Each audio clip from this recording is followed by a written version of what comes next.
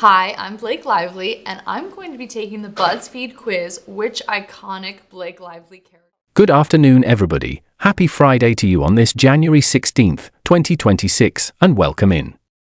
If you are headed home, if you're stuck in traffic, if you're sitting in your car wondering how this week managed to feel like 6 months packed into 5 days, you're in the right place, because I've got all of your news lined up for your Coravanta ride home. And seriously, take a second and breathe it in, because somehow, against all odds, we actually made it to the finish line of what has been one of the most chaotic, exhausting, headline-heavy weeks in recent memory.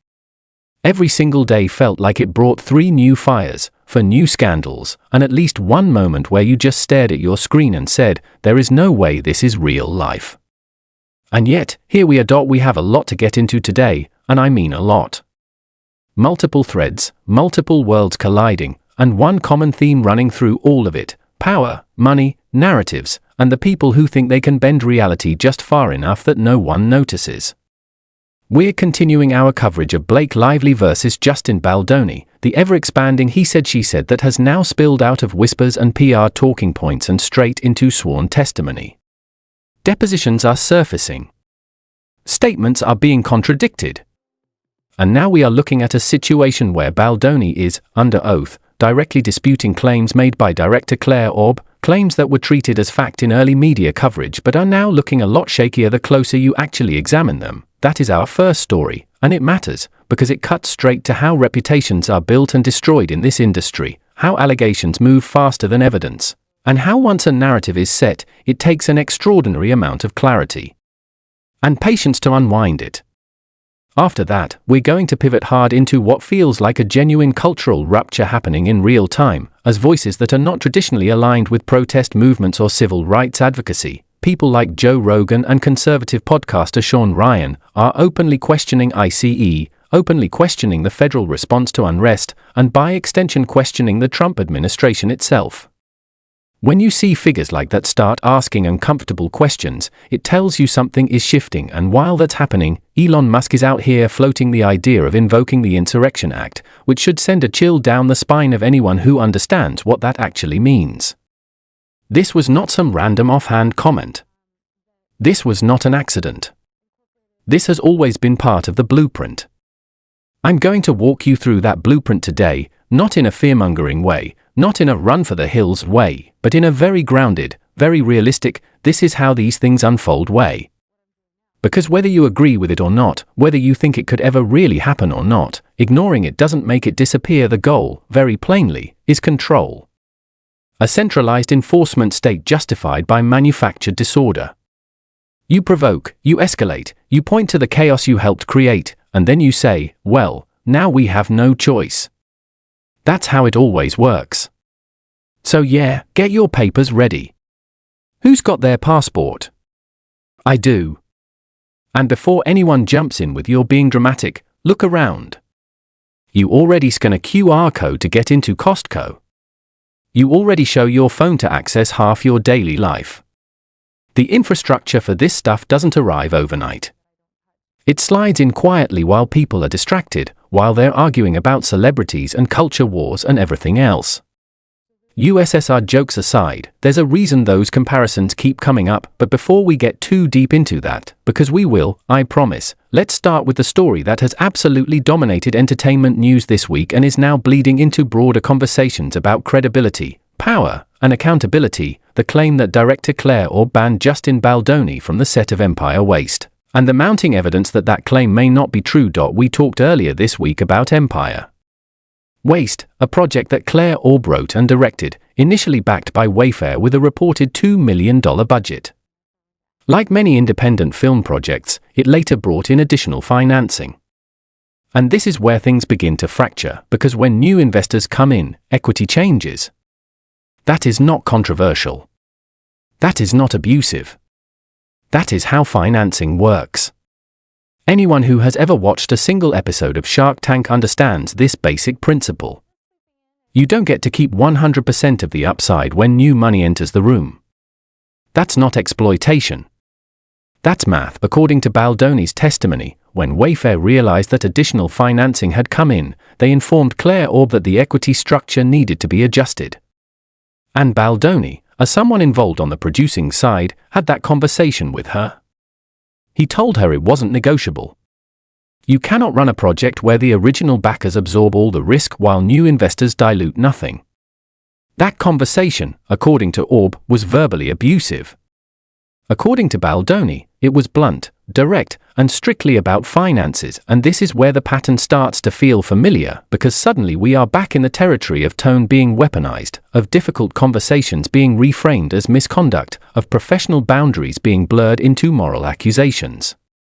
Baldoni, half joking but not really, said at one point that he should never negotiate anything in this business again without body cameras rolling. And honestly, given what we're seeing, it's hard to argue with that. Under oath, Baldoni was asked a very straightforward question prior to the events of this case: had anyone ever accused him of harassment? His answer was equally straightforward. To his knowledge, no. And that matters, because the early coverage of this story, particularly in that New York Times piece that many people now view as a smear job, strongly implied a pattern, a history, a repeat offender narrative. But when you actually compare this to cases where multiple independent accusations emerge over time, from unrelated parties with nothing to gain, the difference is stark. In Baldoni's case, every single accusation traces back to one central origin point: Blake Lively, Jenny Slate, Claire Aub, the unfollowing drama with Liz Plank. These are not independent data points. They are branches off the same tree. And when you're trying to assess credibility, that matters. Especially when there is enormous financial pressure involved. We've already seen Blake Lively publicly threaten to leave her agency, a move that would cost that agency tens if not hundreds of millions of dollars over the course of her and Ryan Reynolds' careers. That kind of leverage creates incentives. It creates gravity. People get pulled into orbit whether they intend to or not. When Baldoni was asked about his involvement in Empire Waste, he didn't minimize it, but he didn't exaggerate it either. He said he helped creatively.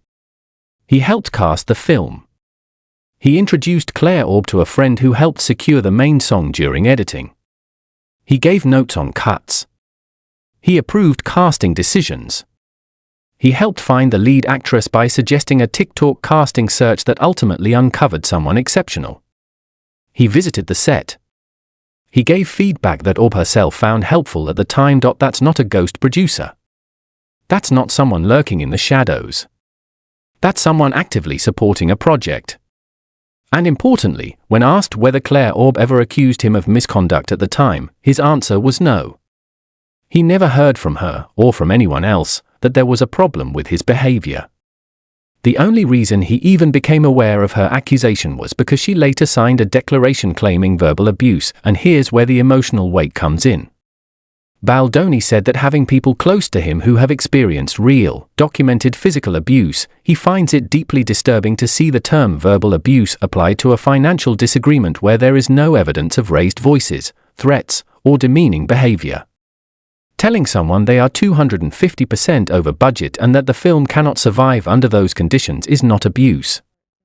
It's a hard truth. And yes, there are absolutely people in power who are verbally abusive, who use intimidation, innuendo, and proximity to exert control. That happens. But accusing someone of that without evidence is not harmless. It carries real consequences. Claire Aub's declaration states that she had repeated negative interactions with Baldoni and his associates, including verbal abuse, and that she asked Wayfair to keep him off set during most of production. But later reporting suggests that her request was tied not to on-set behavior, but to concerns about promotional optics amid the Blake Lively controversy. If that's the case, that's a very different story. And again, if she truly asked to have him removed from set due to abuse, where is the email? Where is the paper trail? These productions generate documentation for everything. When Baldoni was asked directly if he verbally abused her, his response was simple: God no. And when pressed on whether that meant she was lying, he refused to label her that way. He said only that he did not do what she claimed. Even then, he extended grace. He said they had many conversations afterward. That they had what he believed was a good relationship. That he was invited to set. That he was surprised by the accusation. He was never told to leave. No one ever asked him to stay away. On the contrary, he was welcomed, and that's where part 1 leaves us, because what we're seeing here is not just a dispute between two people. It's a case study in how stories harden before facts are checked, how power dynamics shape perception, and how restraint is often mistaken for weakness. In part 2, we're going to move deeper into the political fallout, the ICE footage, the role of media figures like Rogan, the Insurrection Act rhetoric, and the long interview that ties all of this together into a broader question about where authority, accountability, and resistance are headed next. And this is where the story widens, because what at first looks like an entertainment industry dispute suddenly starts to mirror much larger patterns playing out everywhere else. Accusations without receipts. Narratives moving faster than verification. Power being exercised not through evidence, but through implication. And while that might feel like a Hollywood problem, it absolutely is not confined to Hollywood. The same dynamics are unfolding in politics, law enforcement, media, and public life right now, which is why this next part matters just as much as the Baldoni situation, because while people are still arguing over whether Claire Aub misunderstood tone or deliberately reframed a financial dispute into an abuse allegation, something far more disturbing has been playing out in plain sight across the country. We've been watching footage surface, footage that is hard to watch and even harder to explain away, of ICE and federal officers using so-called non-lethal weapons in ways that permanently alter lives. I've been covering these clips on Instagram, breaking them down frame by frame, because when you actually look at what's happening, not through talking points but through your own eyes, the disconnect between official statements and reality becomes impossible to ignore. There is video of a man being shot at point-blank range in the face with a projectile weapon, a weapon that authorities love to label less lethal, even as it blinds him permanently. You see him bleeding. You see him being dragged away. You later learn doctors were pulling metal shrapnel from his eyes. And somehow, in the aftermath of all that, there are still people saying, "This is what we voted for," as if that phrase magically absolves everything that follows. Most Americans, according to polling, do not agree with what they're seeing. They don't agree with taxpayer money being used to rip apart communities, to escalate situations that were not violent until heavily armed agents showed up and forced confrontation. What makes this moment especially telling is who is speaking up. Joe Rogan, whatever you think of his politics, is not a fringe activist. He is one of the most influential media figures in the country. Sean Ryan, a conservative podcaster with a military background, is not exactly known for being soft on law enforcement. And yet both of them are openly questioning ICE's tactics, openly questioning whether this level of force makes sense, whether it's effective, whether it's moral. When voices like that start asking these questions, it signals that something has gone very wrong, and then you have responses from people in power that feel almost surreal in their detachment from reality. J.D. Vance goes online and sneers. It turns out ramming a law enforcement officer with a car causes injuries. Who knew? As if the footage everyone watched didn't show something very different. As if people didn't see that officer walk away, drive himself home, move heavy boxes, relocate his family, all within hours of the incident. As if internal bleeding, vaguely defined, somehow justifies shooting a woman in the face. This is gaslighting at scale. It's telling people not to trust their own eyes. And it's being done deliberately, because if you can convince the public that nothing is real, that everything is narrative, then accountability evaporates. That's how power protects itself, and looming over all of this is Elon Musk's casual suggestion that it might be time to invoke the Insurrection Act. That phrase should stop everyone cold. Because the Insurrection Act is not about restoring order in some neutral, technocratic way. It is about deploying military force domestically. It is about suspending normal democratic processes under the justification of unrest. And the unrest, conveniently, is often created or intensified by the very actions taken beforehand. This is the playbook. You deploy aggressive enforcement into vulnerable communities. You provoke confrontation. You escalate. You film the chaos. Then you point to the chaos and say, "See? We have no choice." Invoke emergency powers. Centralize authority. Marginalize dissent. That's not speculation. That's history. And it doesn't require a conspiracy. It just requires incentives aligning. And in the middle of all this, we're still told to believe that institutions will self-correct, that leadership will suddenly rise to the occasion, that norms will hold. But when you actually listen to people on the ground, people who are not career politicians, a very different picture emerges. Which brings me to the interview I teased earlier, because it's one of the most important conversations I've had in a long time. Our guest is a volunteer firefighter running for Congress in Maryland's 5th District. His name is Harry Jahn. And before anyone rolls their eyes at another candidate interview, hear me out. Firefighters are one of the last professions in this country that still carry near universal trust. It's apolitical. Everyone wants someone who will run into a burning building when things go wrong. And Harry didn't come into this wanting to be a pundit. He didn't even want to talk about politics at first. He came into it because he saw, firsthand, how broken the system is. Harry's been a volunteer firefighter for over a decade. He's watched Fox News play on a loop in the firehouse. He's watched colleagues who once split evenly between parties drift hard into mega territory. He's seen unions fracture. He's seen working-class voters abandon a party that used to represent them, not because they suddenly became ideologues, but because they stopped feeling seen.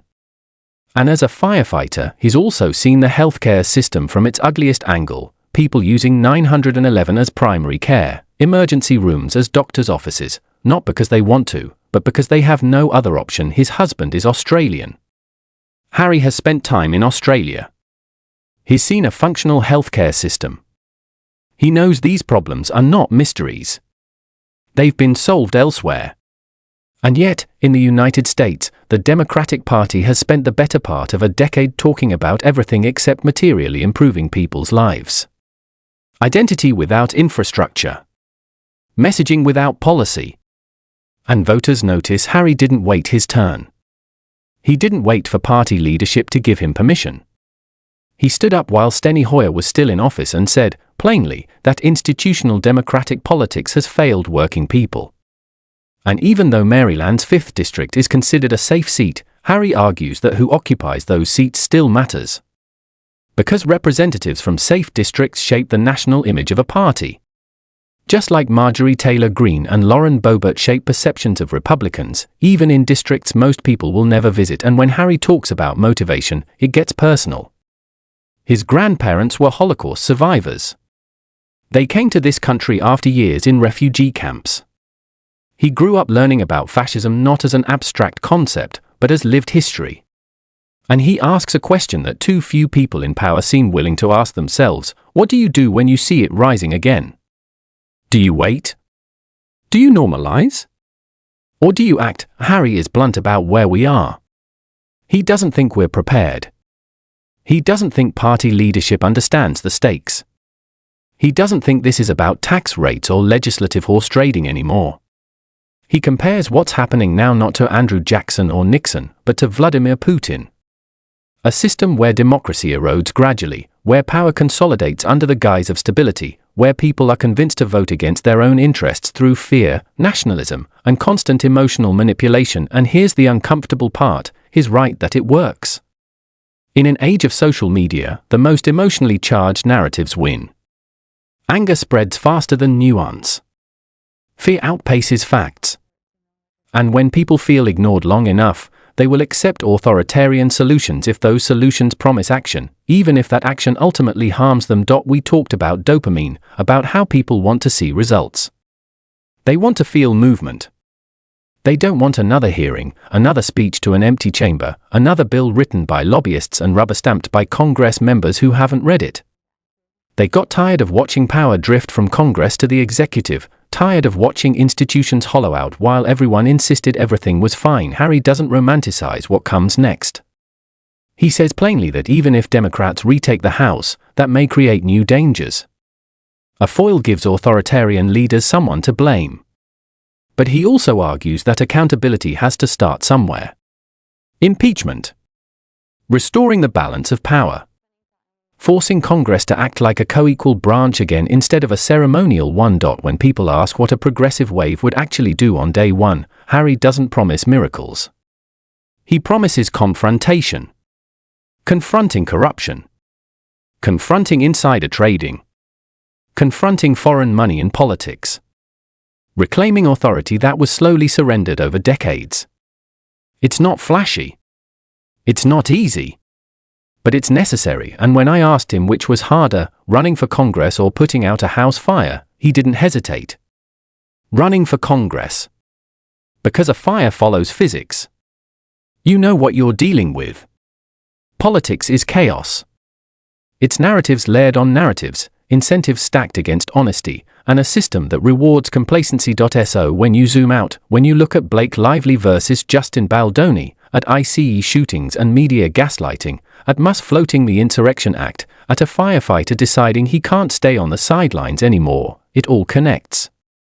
It's about who controls the story. Who gets believed? Who is allowed to speak without proof, and who needs mountains of evidence just to be heard? That's why we cover all of it here on Coravanta. Because these aren't isolated stories. They are symptoms of the same underlying fracture. And whether it's Hollywood, Washington, or your local firehouse, the question is the same: are we paying attention while there's still time to respond? That's it for today. Let me know what you thought.